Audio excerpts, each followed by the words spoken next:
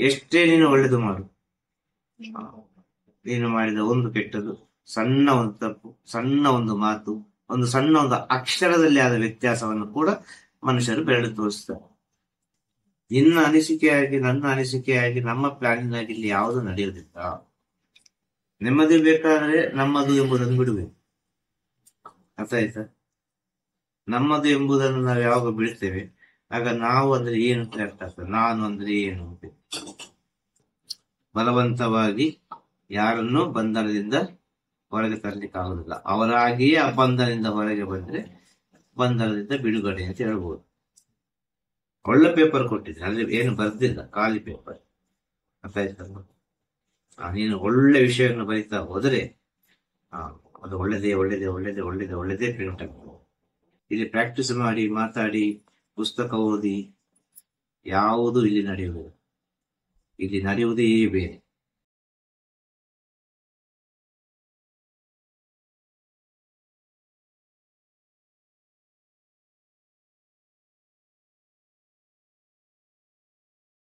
ಎಷ್ಟೇ ನೀನು ಒಳ್ಳೇದು ಮಾಡು,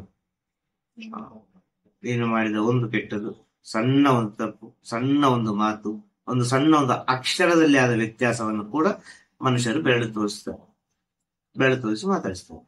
ಈ ಮನುಷ್ಯರೇ ಬೇಕಾಗಿ ಬದುಕುತ್ತ ಅಲ್ಲ. ಈಗ ಹೇಳುದು 1000 ರೀತಿಯ ಆಪಾದನೆ ಅಂತ ಹೇಳಿದ್ರು ಕೂಡ, ಈಗ 1000 ರೀತಿಯ ಆಪಾದನೆಗಳು ಏನಿದ್ರು ಕೂಡ ಭಗವಂತ ನಿಂಗೆ ಏನು ಕಮ್ಮಿ ಮಾಡಿದಾನ? ಭಗವಂತ ಆಪಾದನೆ ಮಾಡಿದಾನ? ಇಲ್ಲ ಅಲ್ಲ. ಭಗವಂತ ಆಪಾದನೆ ಮಾಡಿದ್ರೆ ನಿನ್ ಈ ರೀತಿ ಕೂತ್ಕೊಂಡು ನಂತರ ಮಾತಾಡ್ಲಿಕ್ಕೆ ಈ ಸತ್ಯ. ಅಂತ ಆಯ್ತಲ್ಲ?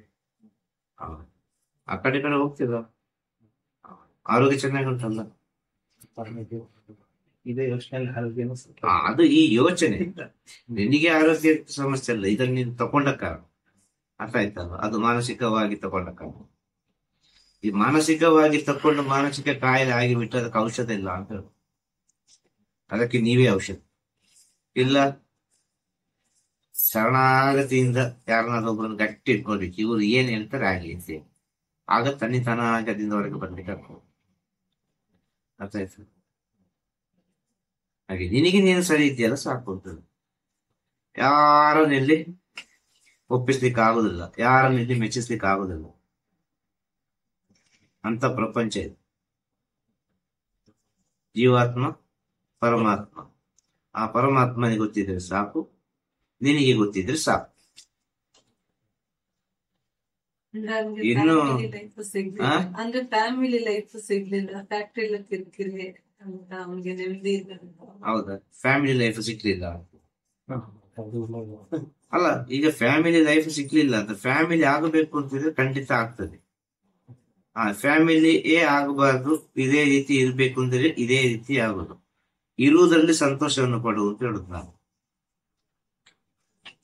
ನಿನ್ನ ಅನಿಸಿಕೆಯಾಗಿ, ನನ್ನ ಅನಿಸಿಕೆಯಾಗಿ, ನಮ್ಮ ಪ್ಲಾನಿಂಗ್ ಆಗಿ ಇಲ್ಲಿ ಯಾವುದು ನಡೆಯುವುದಿಲ್ಲ. ಇಲ್ಲಿ ಅವನ ಪ್ಲಾನ್ ಒಂದು ಉಂಟು, ಅವನ ಪ್ಲಾನ್ ಏನು ಉಂಟು ಅದೇ ನಡೆಯುವುದು. ನಾವು ಫ್ಯಾಮಿಲಿ ಆದ ನಂತರ ಇದರಿಂತಲೂ ಕಷ್ಟ ಆಗ್ಬೋದಿತ್ತು, ಬೇರೆ ರೀತಿ ಏನೊಂದು ಆಗ್ಬೋದಿತ್ತು. ಅದಕ್ಕೆ ಭಗವಂತ ಏನೊಂದು ತಡೆ ಮಾಡಿರ್ಬೋದಲ್ಲ. ಬೇಡಪ್ಪ, ಇವನೊಂದು ಒಳ್ಳೆಯ ಒಂದು ಗುಣಕ್ಕೆ, ಇವನೊಂದು ಸತ್ಯಕ್ಕೆ, ಇವನೊಂದು ಅಂತರಾತ್ಮಕ್ಕೆ ಇವನು ಸ್ವಲ್ಪ ಸಮಯ ಇದೇ ರೀತಿ ಇರ್ಲಿ. ಈ ಸಮಯದಲ್ಲಿ ಇವನಿಗೆ ಎಷ್ಟು ಆಪಾದನೆ ಆದ್ರೆ ಇವ ಸಿಂಗಲ್ ಆಗಿರೋದು, ಇವ ಇದನ್ನು ಅನುಭವಿಸ್ಲಿಕ್ಕೆ ರೆಡಿ ಆಗಿದ್ದಾನೆ. ಆ ಫ್ಯಾಮಿಲಿ ಆಗಿ ಈ ರೀತಿ ಆಪಾದನೆ ಬಂದ್ರೆ ಏನಾಗಬಹುದು? ಸತ್ಯ ಉಂಟಲ್ಲ. ಎಲ್ಲದಕ್ಕೊಂದು ಕಾರಣ ಇರ್ತದೆ ಅಂತ ಹೇಳಿ. ನೆಮ್ಮದಿ ಬೇಕಾದ್ರೆ ನಮ್ಮದು ಎಂಬುದನ್ನು ಬಿಡುವೆ. ಅರ್ಥ ಆಯ್ತಾ? ನಮ್ಮದು ಎಂಬುದನ್ನು ನಾವು ಯಾವಾಗ ಬಿಡ್ತೇವೆ ಆಗ ನಾವು ಅಂದ್ರೆ ಏನು ಅಂತ ಅರ್ಥ ಆಗ್ತದೆ. ನಾನು ಅಂದ್ರೆ ಏನು ಅಂತ. ಆ ನಾನು ಅಂದ್ರೆ ಏನು ಅಂತ ಹುಡುಕುತ್ತಾ ಹುಡುಕ್ತಾ ಒಳಗೆ ಹೋಗುವಾಗ ಉಂಟಲ್ವ, ನಾನು ಎಂಬುದೇ ಮರ್ತೋಗ್ತದೆ. ನಾನೇ ಇಲ್ಲಲ್ಲ. ಇಲ್ಲಿ ನಿಜವಾಗಿ ನೀನು ಇಲ್ಲ, ಇಲ್ಲಿ ನಿಜವಾಗಿ ನಾನು ಇಲ್ಲ, ಇಲ್ಲಿ ಯಾರೂ ಇಲ್ಲ. ಇದು ಸತ್ಯ. ಒಂದು ಹುಚ್ಚನ ಮಾತನಾಗಿರ್ಬೋದು ಈ ಮಾತು, ಒಂದು ಅಜ್ಞಾನಿ ಮಾತನಾಗಿರ್ಬೋದು. ಆದ್ರೆ ಸೂಕ್ಷ್ಮ ತಿಳಿದುಕೊಂಡ್ರೆ ಉಂಟಲ್ಲ, ಪ್ರತಿಯೊಬ್ಬ ಒಪ್ಪಲೇಬೇಕು. ಇದೆಲ್ಲ ಒಂದು ಮಾಯ ಕಣ್ಣಿಗೆ ಕಾಣುದು.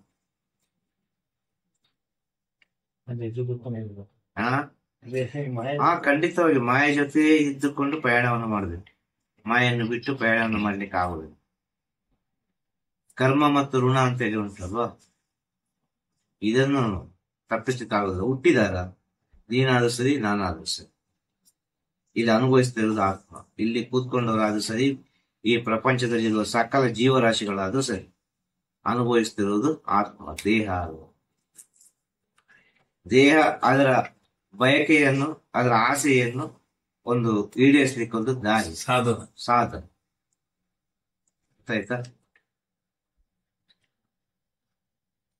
ನಾವು ಜನ್ಮಕ್ಕೆ ಬರುವಾಗ ಏನನ್ನು ಪಡ್ಕೊಂಡು ಬಂದಿದೆವು, ಯಾವ ಜನ್ಮದಲ್ಲಿ ಏನು ಋಣ ಉಂಟು, ಯಾವ ಜನ್ಮದಲ್ಲಿ ಏನು ತಪ್ಪು ಮಾಡಿದೆವು, ಯಾವ ಜನ್ಮದಲ್ಲಿ ಯಾರ ಮನಸ್ಸು ನೋಯಿಸಿದೆವು, ಯಾರಿಗೆ ಎಂತ ತೊಂದರೆ ಮಾಡಿದೆವು ಗೊತ್ತಿಲ್ಲ ನಮಗೆ.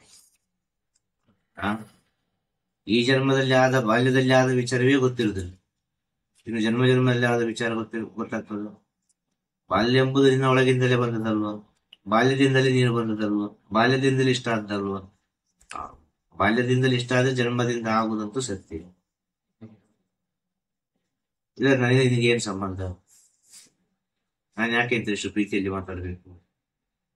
ನೀನ್ ಯಾಕೆ ಅಂತ ಇಷ್ಟು ಪ್ರೀತಿಯಲ್ಲಿ ಎಲ್ಲರ ಮುಂದೆ ಮಾತಾಡ್ಬೇಕು? ಏನೋ ಒಂದು ಒಳ್ಳೇದು ಉಂಟು, ಏನೋ ಒಂದು ಒಳ್ಳೇದಾಗ್ತದೆ ಎಂಬ ದೃಢವಾದ ನಂಬಿಕೆ ಇಟ್ಟುಕೊಳ್ಳಿ. ಖಂಡಿತವಾಗಿ ಎಲ್ಲವೂ ವ್ಯತ್ಯಾಸ. ಅರ್ಥ ಆಯ್ತಲ್ವ? ಹ್ಯಾಬಿಟ್ ಉಂಟೆ ನಾನು ಏನಿಲ್ಲ ಅದು. ಮತ್ತೆ ಯಾಕೆ ಚಿಂತೆ ಮಾಡೋದು? ಚಿಂತನೆ ಹ್ಯಾಬಿಟ್ ಆಗಿದೆ ಅಲ್ವಾ? ಚಿಂತೆ ಹ್ಯಾಬಿಟ್ ಆಗುದಾದ್ರೆ ಸ್ವಲ್ಪ ನಿನ್ನ ಒಳಗೆ ನೀನು ಹುಡುಕಲಿಕ್ಕೆ ಪ್ರಯತ್ನ ಪಡು. ಈಗ ಇಷ್ಟು ಹೇಳಿದ ವಿಚಾರಗಳನ್ನೆಲ್ಲ ರಿವೈಂಡ್ ಮಾಡಿ ಕೇಳು. ಅರ್ಥಾಯ್ತು? ಪುನಃ ಪುನಃ ಪುನಃ ಪುನಃ ಪುನಃ ನಿನ್ನ ಒಳಗೇ ಕೇಳಿದ ಒಂದೊಂದು ಅಕ್ಷರಕ್ಕೆ ಒಂದೊಂದು ಉತ್ತರ ಸಿಗಬಹುದು. ಅದೆಲ್ಲ ಹೊರಗಡೆ ಬಂದ್ಬಿಟ್ಟಿದೀವಿ ಎಲ್ಲ ಬಂಧನ ಬಿಟ್ಟು ಸದಾ ಸ್ವಲ್ಪ ಎಲ್ಲ ಸಿಕ್ಬಿಟ್ಟಿದ್ದೀವಿ. ಅದು ಒಳ್ಳೇದು, ತುಂಬಾ ಒಳ್ಳೇದು. ಅರ್ಥ ಆಯ್ತಲ್ವಾ? ಎಲ್ಲರಿಗೂ ಸಿಗುವುದಿಲ್ಲ ಇದು. ಬಲವಂತವಾಗಿ ಯಾರನ್ನು ಬಂಧನದಿಂದ ಹೊರಗೆ ತರಲಿಕ್ಕೆ ಆಗುದಿಲ್ಲ. ಬಲವಂತವಾಗಿ ಯಾರನ್ನು ಬಂಧನದಿಂದ ಹೊರಗೆ ತರಲಿಕ್ಕೆ ಆಗುದಿಲ್ಲ. ಅವರಾಗಿಯೇ ಆ ಬಂಧನದಿಂದ ಹೊರಗೆ ಬಂದ್ರೆ ಬಂಧನದಿಂದ ಬಿಡುಗಡೆ ಅಂತ ಹೇಳ್ಬೋದು. ಹಾಗೆ ಒಂದು ಗುರು ಆದವರು ಬಲವಂತವಾಗಿ ಯಾರಿಗೂ ಯಾವುದೇ ಒಂದು ಉಪದೇಶವನ್ನು ಹೇಳುವುದಿಲ್ಲ, ಯಾವುದೇ ಒಂದು ಜ್ಞಾನದ ಮಾತನ್ನು ಹೇಳುವುದಿಲ್ಲ, ಯಾವುದೇ ರೀತಿ ಅನುಭವದ ಮಾತನ್ನು ಹೇಳುವುದಿಲ್ಲ. ಆ ಆತ್ಮ ಬಯಸುದು ಅಂತೇಳಿ, ಆದರೆ ಆ ಜನ್ಮದ ಒಂದು ಋಣ, ಯಾವುದೋ ಒಂದು ಸಾಲ ಬಾಕಿ ಇದೆ, ಯಾವುದೋ ಒಂದು ರೀತಿಯಲ್ಲಿ ಅದು ಕೇಳ್ತಾ ಉಂಟು ಅಂತ ಹೇಳುವಾಗ ಅದಕ್ಕೆ ಬೇಕಾದ್ದು ತನ್ನಿಂದ ತಾನಾಗಿ ಸಿಗ್ತದೆ ಅಂತ ಹೇಳುದು. ಬಂಧನದಿಂದ ಹೊರಗೆ ಬರುದು ಅಂದ್ರೆ ಬಹಳ ದೊಡ್ಡ ಸಾಧನೆ ಅಂತ ಹೇಳುದು ನಾನು. ಬಂಧನದಿಂದ ಹೊರಗೆ ಬಂದ್ರೆ ಈ ಗೊಂದಲವೇ ಬರ್ಲಿಕ್ಕಿಲ್ಲಲ್ಲ ಅಂತ ಹೇಳುದು. ಆಗ ಬಂಧನದಲ್ಲಿ ಉಂಟು, ಆದ ಕಾರಣ ಗೊಂದಲ. ಆ ಬಂಧನದಿಂದ ಪರಿಪೂರ್ಣವಾಗಿ ಬಾ ಅಂತವರೆಗೆ ನಿಂಗೆ ಗೊಂದಲವೇ ಇಲ್ಲ. ಏನಾದ್ರೂ ಸರಿ, ನಿನಗೆ ನೀನು ಮಾತ್ರ, ನಿನ್ನ ಕರ್ಮವನ್ನು ನೀನು ಅನುಭವಿಸ್ತಿದ್ದಿ. ಇದಕ್ಕೆ ಯಾರು ಹೊಣೆ ಅಲ್ಲ. ನಮ್ಮ ಸುತ್ತಮುತ್ತ ಇದ್ದವರು ಇದಕ್ಕೆ ತಪ್ಪಾಗಲಿಕ್ಕೆ ಸಾಧ್ಯನೇ ಇಲ್ಲ. ನಾನು ಮಾಡಿದಕ್ಕೆ ನಾನು ಅನುಭವಿಸ್ಲಿಕ್ಕೆ ಬೇಕಾಗಿ ಇಷ್ಟೆಲ್ಲ ವಿಷಯಗಳು ತನ್ನ ಸುತ್ತಲೂ ನಡೆಯಿತು ಎಂಬ ಸತ್ಯವನ್ನು ತಿಳಿಯುವಾಗ ಉಂಟಲ್ವಾ, ಆ ಭಗವಂತ ಬೇಗ ಬೇಗ ನಮ್ಮ ಒಂದು ಕರ್ಮವನ್ನು ಮುಗಿಸ್ತಾ ಇದ್ದಾರೆ, ಬೇಗ ಬೇಗ ಚುಕ್ತ ಮಾಡ್ತಾ ಇದ್ದಾರೆ ಎಂಬ ಒಂದು ಸಂತೋಷ ಬರ್ತದೆ, ಆನಂದ ಬರ್ತದೆ. ಪರವಾಗಿಲ್ಲ, ಇದನ್ನು ನಾನು ದಾಟಿ ಹೋದೆ. ಪರವಾಗಿಲ್ಲ, ಇದನ್ನು ನಾನು ದಾಟಿ ಹೋದೆ. ಪರವಾಗಿಲ್ಲ, ಇದನ್ನು ನಾನು ದಾಟಿ ಹೋದೆ ಅಂತ.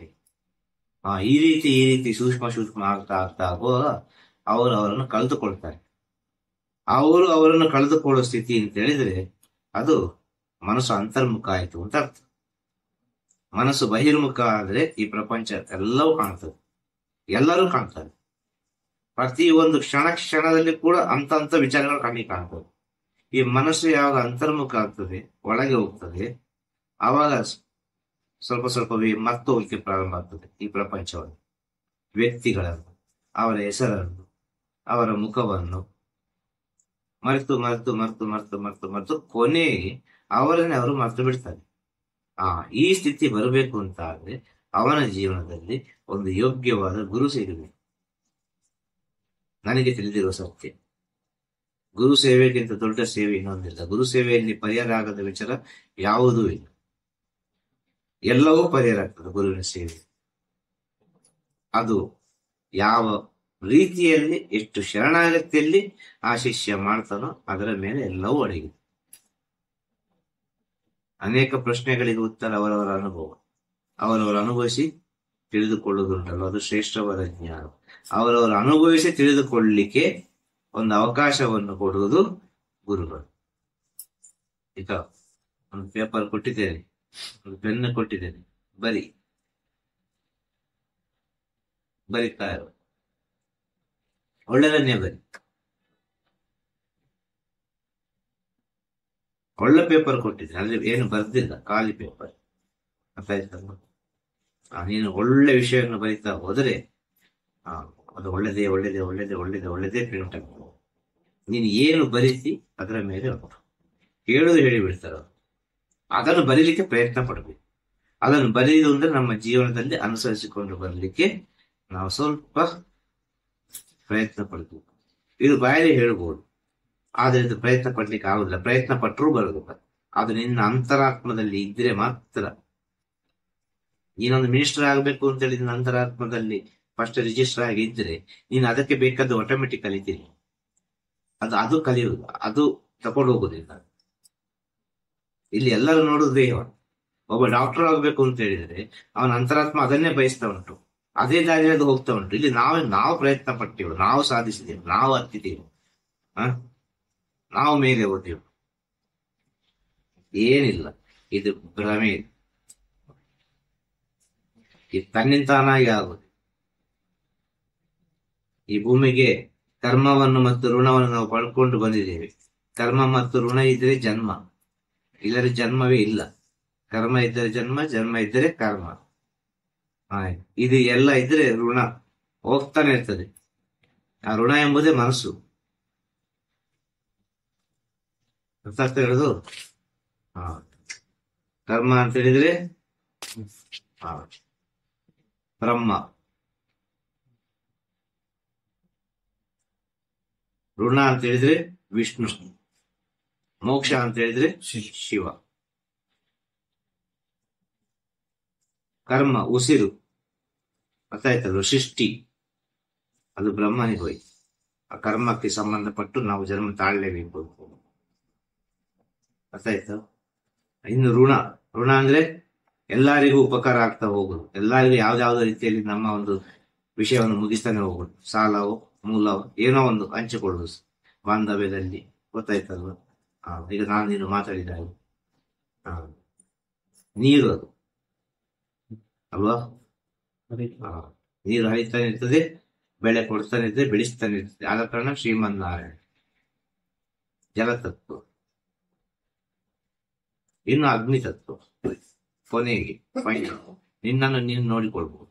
ಅದರಲ್ಲಿ ನಿನ್ನನ್ನು ಯಾವಾಗ ನೀನು ನೋಡಿಕೊಳ್ತಿ, ನಿನ್ನ ಒಳಗಿನ ಅಂತರ್ಜ್ಯೋತಿಯನ್ನು ನೀನು ಯಾವಾಗ ನೋಡಿಕೊಳ್ತಿ, ಆವಾಗ ನೀನಲ್ಲಿ ಮೋಕ್ಷವನ್ನು ಕಂಡುಕೊಳ್ಳಿಕ್ಕೆ ಸಾಧ್ಯ ಅಂತ ನಮ್ಮ ಋಷಿ ಮುನಿಗಳು ಹೇಳಿದ್ದಾರೆ. ಅರ್ಥ ಆಯ್ತಾ? ಇದು ನಾವು ಜನ್ಮಕ್ಕೆ ಬರುವಾಗ ಪಡೆದುಕೊಂಡು ಬಂದರೆ ಮಾತ್ರ ಈ ದಾರಿಯಲ್ಲಿ ಬರ್ಲಿಕ್ಕೆ ಆಗ್ತದೆ. ಇಲ್ಲ ಅವ ಯಾವ ದಾರಿ ಕೊಟ್ಟಿದ್ದಾನೆ ಅದೇ ದಾರಿಯಲ್ಲಿ ಹೋಗುದು.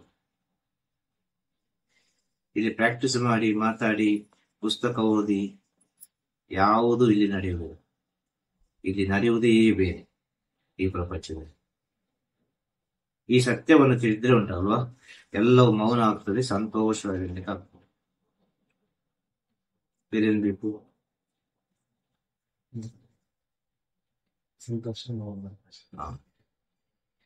ಸಂತೋಷ ಮತ್ತು ಮೌನವಾಗಿ ಅದು ನಿನ್ನ ಒಳಗೆ ಆಗ್ಬೇಕು. ಮೌನ, ಮನಸ್ಸು ಮೌನವಾಗಬೇಕು. ಅರ್ಥ ಆಗ್ತದ? ಮೌನ ಅಷ್ಟು ಸುಲಭದಲ್ಲಿ ಆಗುದು. ಕಣ್ಣು ನೋಡ್ತಾ ಉಂಟಲ್ಲ, ಕಿವಿ ಕೇಳ್ತಾ ಉಂಟವು, ನಾಲಿಗೆ ಏನೋ ಒಂದು ಮಾತಾಡ್ಲಿಕ್ಕೆ ಬಯಸ್ತಾ ಉಂಟವು. ಹೇಗೆ ಮೌನ ಆಗುದು? ಇದು ಮೌನ ಆಗ್ಬೇಕಲ್ಲ ಮೊದಲು. ಇದು ಮೌನ ಆದ್ರೆ ಒಳಗೆ ತನ್ನಿತಾನಾಗಿ ಮೌನ ಆಗ್ತದೆ ಅಂತ ಹೇಳಿ. ಮೌನವಾಗಲಿ, ಮೌನೇಶನ್ ಆಗುದು.